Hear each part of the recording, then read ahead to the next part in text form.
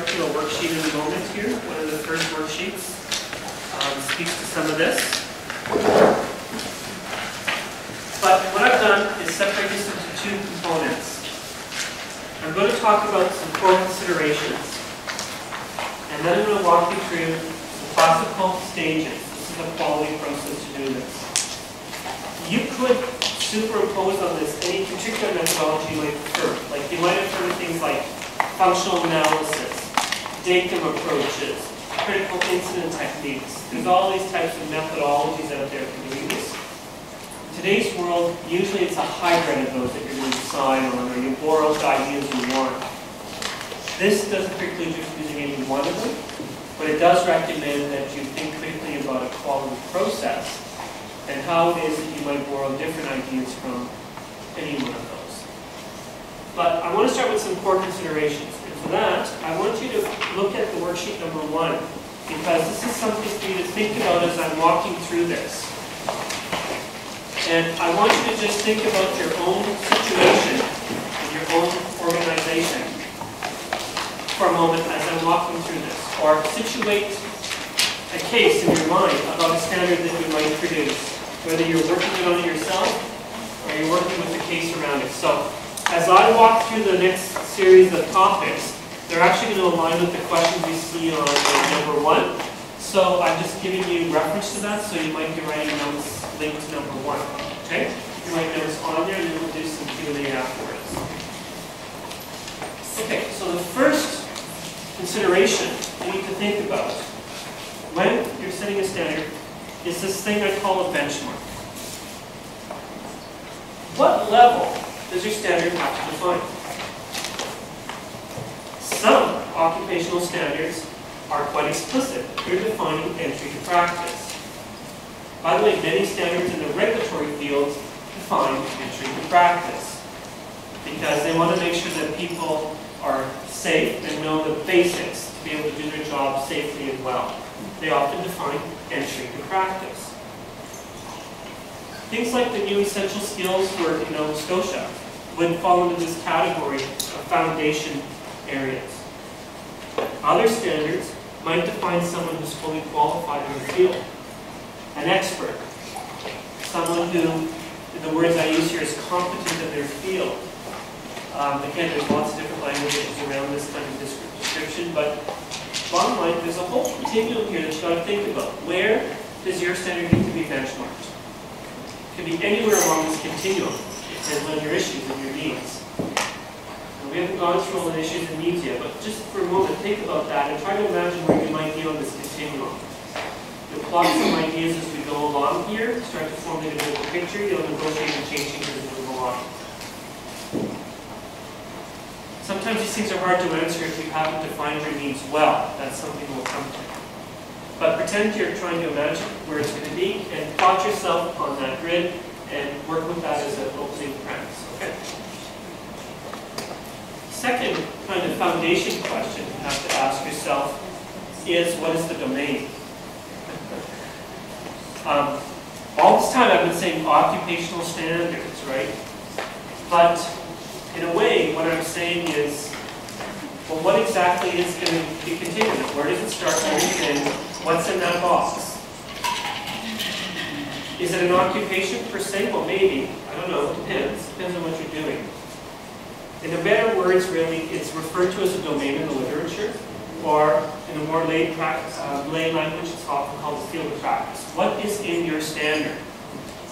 Now, you may end up with an occupational name on it or some title on it, but are you actually doing a field of practice, like you're trying to define it that way? Or, in some places, when people are talking about their standard, what they're really talking about is an area of specialty. So there might be already a well-established, let's say, occupation in your field, but there's a whole new emergent field of practice that's an adjunct or an addition to it. Maybe that's all that you need to define in your standard. So it adds to or an extension of something that already exists. This is common because there's lots of influences, right? Technology changes, other changes, and sometimes it's an adjunct piece that is the standard. Might even be called the field of specialty, with the assumption, of course, they already have all that other stuff behind it. This is also the concept here that it's an extension of, or an specialization rather than just a correction or reiteration or something. Another way to think about standards, though, is it's not a single occupational domain. No. It's actually multiple occupations within a domain. Okay? Depends on your field again. It depends on your practice. I know, for example, in the allied health fields, they were looking at this scenario for a good length of time. They were looking at whether they could find some common areas that applied across all of the allied health fields. But they saw it all as one domain because they saw that as one occupational cluster, that's the term they used, so there could be mobility. So again, just framing this for you because in the end, if you're going to build a plan, are you building a plan for this or for this or for this? Your defined domain will vary depending on the need. One more example of this is you might be defining an occupational standard or domain that is meant to be highly cross-occupational or cross-sectoral or has multiple functions to it. In other words, it's not discrete unto itself. It has to be interrelated with something else, and it's got to have this currency. So it doesn't even stand alone. By the way, these analogies could go on much longer. The only message I'm trying to get across is what is your domain? What is going to be in that box? It could be a classical occupational throttle, or it could be any other kind of makeup. And the small illustration of this is the essential and employability skills framework in Ms. Robbins, which you'll hear about from Diane later on. It is, in a way, it's not a field of practice. In a sense, it's not an occupation. But it is a composite of a whole range of competencies. It's kind of this idea. And I'm just trying to illustrate this in general terms. But you have to think about that when you're setting your standard. What's it going to be? What is the domain? Without it, you can't get a plan. Another idea to think about, just the base foundation idea, is projection. Are you wanting to define and embody, enshrine, if you like, current practice? Or are you trying to define more about the emerging practice, where it needs to be in 3 years from now?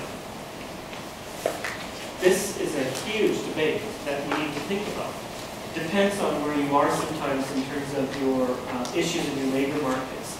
Sometimes people need to start here because there just has to be agreement on what is the current practice. And it's hard to negotiate anything other than just enshrine what happens today. Let's not think about anything beyond that and let's get agreement.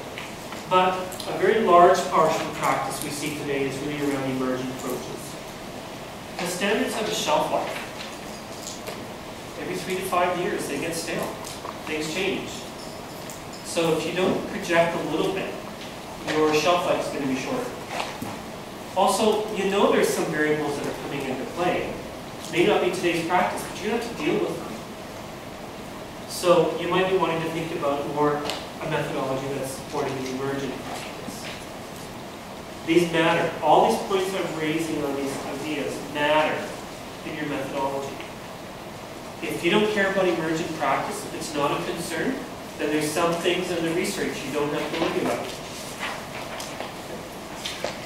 Also, what is the projection in terms of the scope? Are you doing a municipality standard, a provincial standard, a Pan-Canadian standard, a global standard, North American standard? That's up to you, of course. You can decide, is it single sector, is it multi-sector, is it cross-sectoral, is it sponsored by a particular group, like a company standard? All these things are just foundation ideas. What is your goal? Influencing factors. I have a slide deck that takes me a whole afternoon on influencing factors. I've only selected 5 samples for you here to think about, because of time. But what is the truism today is that you really cannot start setting the standard without imagining and dealing with all these other factors that are influencing what you do. These are basically variables you don't have little or no control over, but you've got to react to, you've got to manage. They become part of the domain you're worried about. So social factors are a common issue. you'll notice in standards today more and more, there's an inherent will to make sure that the standards have more firm, equitable statements in them, that there's practices talking about managing equity that we never have shown up in standards in the past. These are just examples. But there might actually be certain variables, like maybe you work in a field where it's disproportionately male, and the goal of the overall sector is to try to increase the amount or ratio of females. It might impact some of your logic and thinking of what's defined in your standard and practice. Okay? So what is affecting the labor markets for you? These things have to be factored in and thought about. So there might be social factors. What are they? Political factors. An example I use here is immigration. What's happening everywhere in Canada, absolutely the case in Nova Scotia, is shrinking labor force, right? The supply of workers in Canada is not sufficient for the demand, especially in the near future. At the moment, people don't feel it quite that way, but projections and research show we just don't have enough supply from demand. So, our immigration policies are changing. Our will to get more foreign trained individuals coming to work in Canada is happening everywhere, right? It's happening in all of our systems. In fact, a lot of you are probably here today because that's one of the key variables in which you have to deal with. So, that's a political decision, and already we're acknowledging, okay, we're going to have to start looking at standards from outside of Canada and how they compare to the practices we expect here. So how does that now factor into our methodology and our plan? Where does that come into play? Because we're going to have to figure that out. Economic factors. Classic story you hear every time is do more with less. Jobs are now getting bigger, not smaller. People are expected to be more versatile in their activity or nimble. I mean, all kinds of language about this, right? But it's all about people trying to grow or sustain what they're doing with less, because the economy is really factoring into what they can do or what they can maintain. Also, there's another side of this as well. Where you work in a sector that's very driven by economic variables, your job profiles can change dramatically. Like mines can close because mining's no longer needed. What do you do with all of this workforce? Or the role of the miner has changed dramatically because of some influence on the economic variable. So there could be economic variables. So what are they?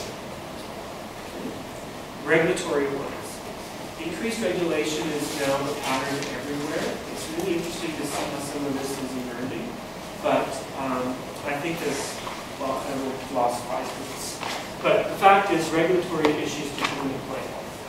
Almost in any field. What are they for your field? What do they mean in your context? Think about them, because you're going to want to factor that into your methodology. You cannot ignore the regulation. You're going to have to be in compliance with it.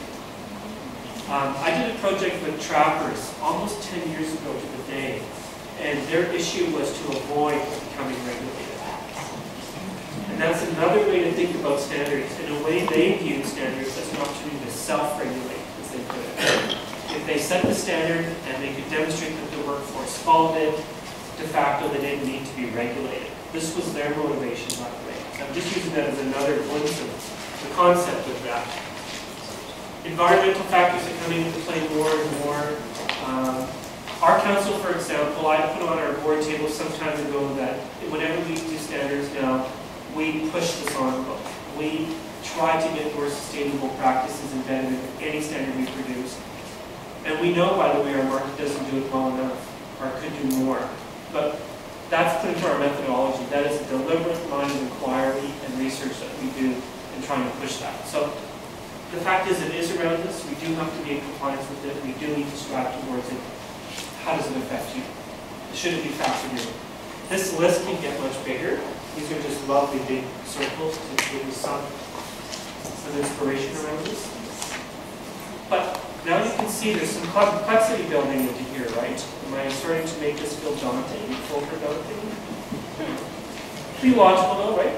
But in the end, you can see there's just a lot of things to think about. So I'm trying to give you a framework to just help you start to solidify your ideas. You may not have all your answers right now, but as you start to look at your issues, you kind of go back on these and think, oh, this might be where it is. You know, try to hit it a little. Okay. So now that you've got a notional image of what you might do in your mind, you've got what you've recorded, there's another question I think people need to worry about. And that is, what's the level of detail or specificity you need? Now, to oversimplify this, I go back to one of the earlier diagrams that said standards could be used for all these things. Well, some of those things are on here. Now, if we were thinking of stuff like career guidance, if the whole reason for your standard is to drive career guidance, the fact is, your standard doesn't need a whole lot of detail in it. The level of information you require to communicate career opportunities, to write job advertisements, to just describe general pathing, in the end we can all agree it just doesn't require that much stuff. If you can describe roles and key activities, you're probably good enough. But as you move up this scale, specificity increases because basically the risk increases and the demands around this work is greater. When you get to things like assessment of people, that's the highest risk variable. This has real impact on people's lives. This is good to know stuff, lovely. You know, if they don't navigate it so well because you're not so good at it, well, that's not going to kill anyone. Here, they may not get employment if they're not certified. Or they may not get the right opportunities if they can't demonstrate. Or they might be safety risks. So, the risk variable increases. Your demands and your responsibility increase. Here you're measuring people. Your standard better be explicit enough for you to be able to write the measurement tools. Here you go. So, whatever your objectives are, the higher they are on the scale, simple message, the more detail, more context, more information you're going to need to serve that purpose. So now you've got what I call my core components, the things that I know. If you can't make decisions on those, you're not ready to think about what your standard needs to be. These have to be sort of the root issues. They should drive all your decisions on how you manage the methodology from that point on. There may be other things, by the way. In my experience, having worked with multiple groups, this list is what I ended up trying to generate because I found every line of inquiry drove me to this kind of summary.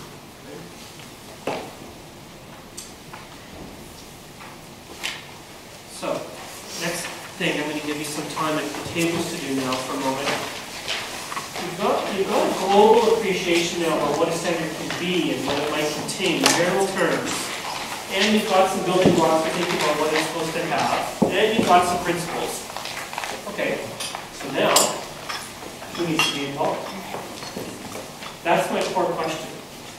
By the way, no standard is a standard unless you have stakeholder engagement, meaningful stakeholder engagement. To me, these are one and the same. You can, otherwise, I can tell you, I'm sure I can get, allocate some very good researchers to a back room and they can write the most eloquent document. And it would sing, but it would not count. It would not wash in the marketplace. It just does not meet the criteria of being standard. Nobody can trust it. The standard is trusted if you have the right engagement. So here's the task in a short while. At your tables, I want you to think, who should be involved? You can do this individually if you want, or think about the global terms, but who are the stakeholders that need to be involved in the standards work? Planning, development, validation, delivery of programs, who are these people? If you can start writing down a list of the stakeholder groups, why are they a stakeholder? And for that reason, we can get into some discussion when we debrief. So what role would they fill? Not everyone fills the same role, right? We're not all qualified to fill every role that they're doing. So what role should they fill? We're going to debrief on that, okay? So I'm going to give you some 15 minutes or so as a group to start mapping out all of the different types of stakeholder groups you think should work on standards or be involved, why they should be involved, and you might know to start thinking about some of those key roles that they would have. Okay, 10, 15 minutes, I'll see how it goes. You can see these things take a bit of time, and you're doing one bullet for a whole exercise that's coming up later. But you can begin to see some of the work involved in doing this and a bit of the thought process that needs to go into it. What I would like to do now is actually have each table report on one example that they've produced, and as we go around the room, let's not be repetitive. So when one group talks about job incumbents or whatever, let's not have the next table say, yeah, that was our idea too, because, you know, we need variety. We did a lot of pivoting at this table, and we talked about bringing workers to the table, that was our key informant for us, and because they know the job and they have the expertise. And we talked about bringing the employers or management to the table because they can describe the job expectations. We talked about bringing the unions to the table because your enemies are buying into that. We discussed bringing the instructors in schools to the table as we need great input from them and change their world too. Change their world, isn't it? Hopefully for the better. Well, for the better, because they do the same thing for 20 years, next 20 years. Another positive stakeholder would be the funders. We need money to create standards.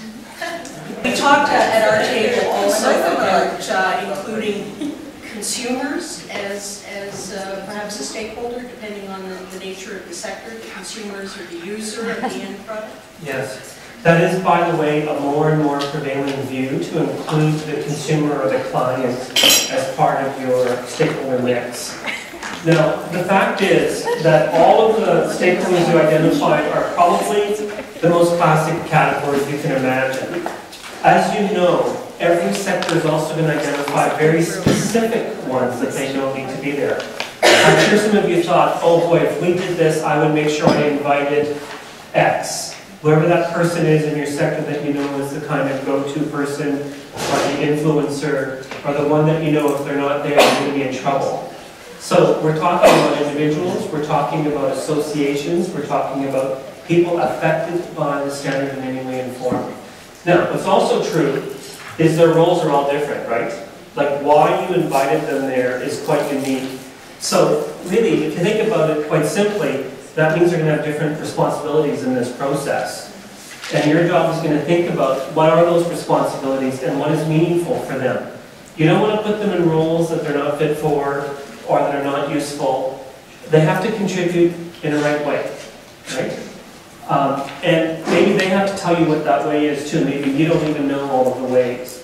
I'm going to summarize this section before we get to take a break. A little bit about the sort of broader global thinking around this, which would actually be a kind of backdrop to some of what you were just doing. As you think about who you really need to involve in your respective sectors, think at least about this. One, it's advisable to have an advisory board. An advisory board should be made up of stakeholders that are considered, if you like, policy and decision makers. These are going to be made up of any type of group that you think are really serving as a smart advisory group. Okay? They may be leads of associations, captains of business industries that they're working in. They may include your funder. But basically, you know that their best fit is around serving an advisory capacity for the project. Okay? They're advising on the project. Their job, I would argue, is to do things like this. And when we walk through the methodology, I'm going to show you where that fits in. Their job is to make sure that you follow a quality process, that the integrity of what you've done satisfied all those principles we talked about, etc. So they get oversight. They're going to make sure that you're in compliance with any standards that you had suggested. And things like regulations. If regulations are one of those concerns you raised as part of your planning issue, then the advisory panel has oversight. They better be sure you've done due diligence, that you've factored that in and you've dealt with it. Okay? They want to make sure that what you did is sustainable and viable and so on. So basically, they have oversight responsibilities. Not everyone's fit for this. Some should be there for sure.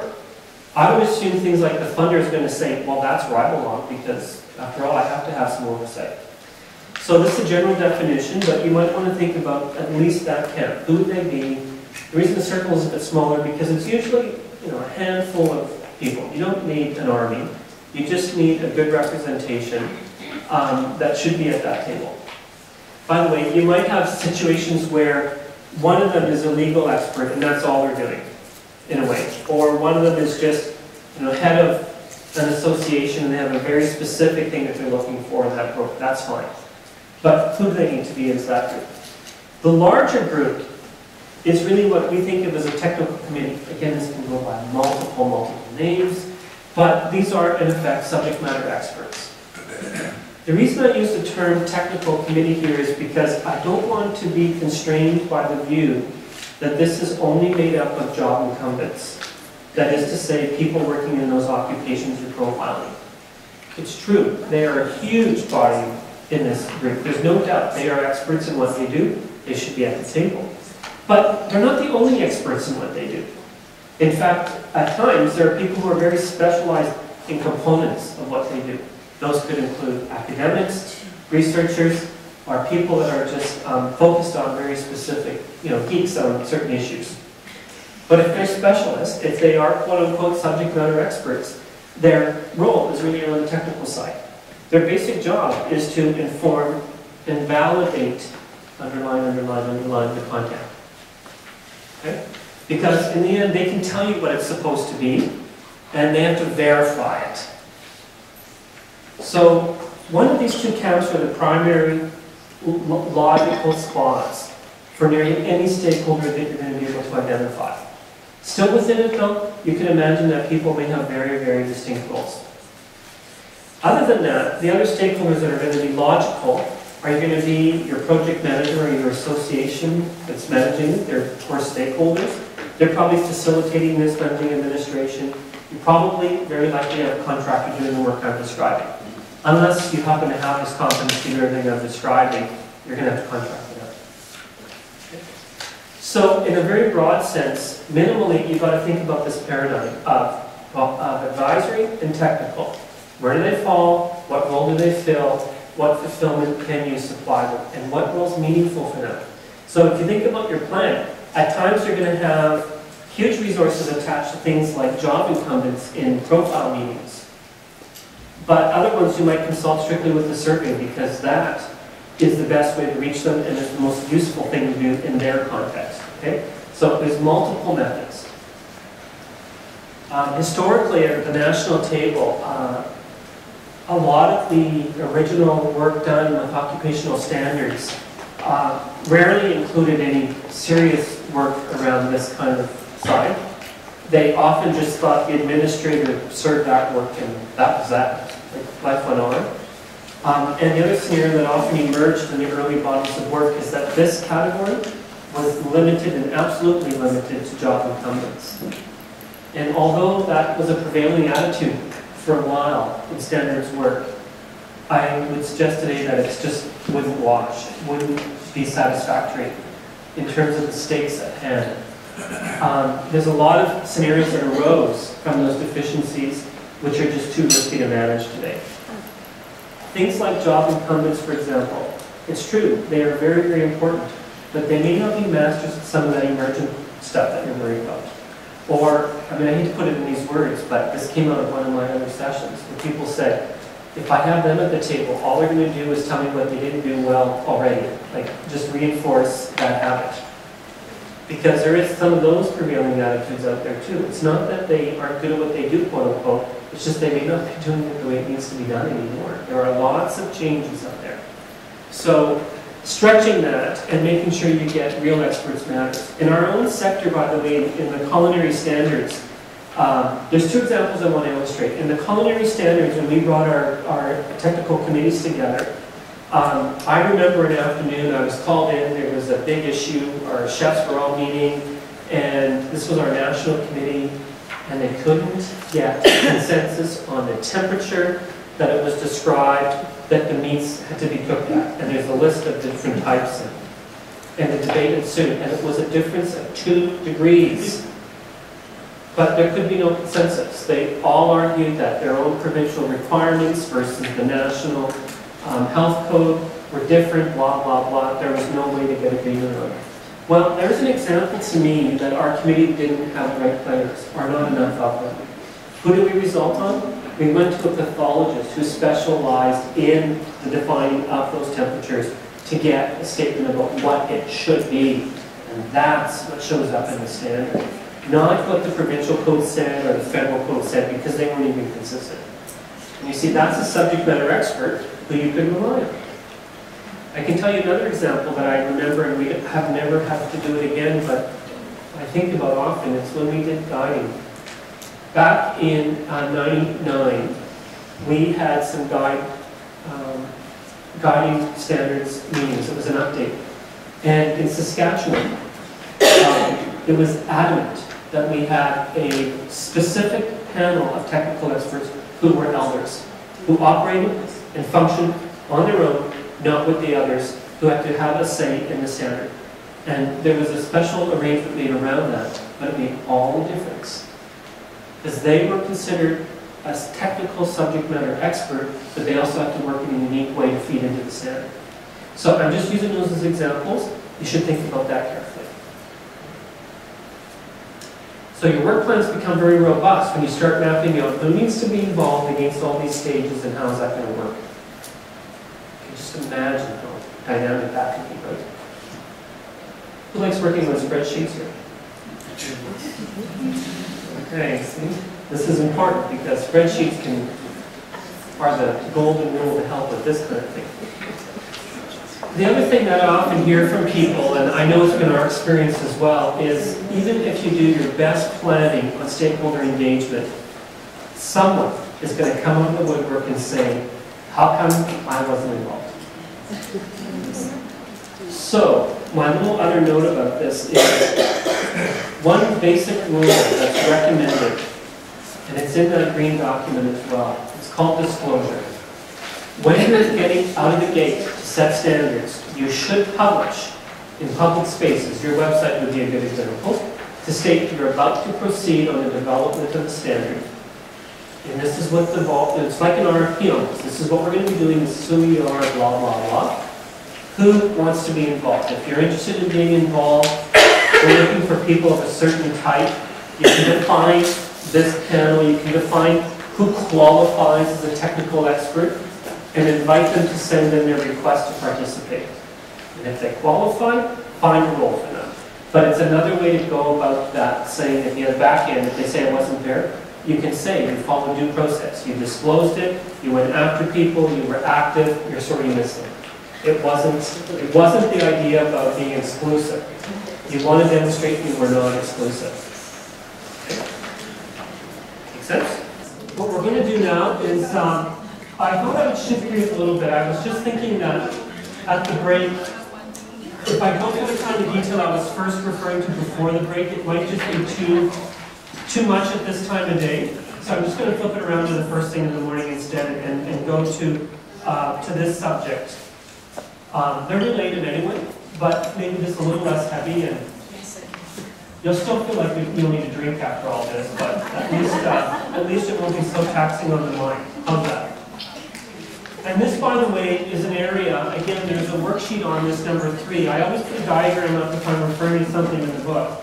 But what I want to do now is basically build on some of the ideas that we have just talked about. So this is sort of another step in making a plan towards doing some standards work. What I want to walk through now is the methodology. It's a quality-based approach to how you set standards. And there's 6 stages that we refer to. For those that have been involved in other sessions I do on this, sometimes I define this as 4 stages, sometimes as 10. It's all the same stages. I just recalibrate it depending on the time and audience. So it's not to get too caught up in those stages per se. The reason why there's a sheet in the workbook on this is because I'm going to cover a fair amount of content and you may have questions. So that's why I put in here my 2 questions. What I'm requesting you do as I walk through these is jot down the kind of question you may have about the category I'm speaking to. And then we're going to have an open forum. And we're going to try to answer those questions and work through them, okay? This is setting the stage for us for tomorrow. So use this as creatively as you like, and no question is a bad question. This stuff doesn't, ask the most basic thing at times, and collectively we'll see what we can do to recommend some ideas like that. Does that sound fair? Okay. So there are, in this deck, I've assembled 6 critical stages of the phases that one would undertake to design and set standards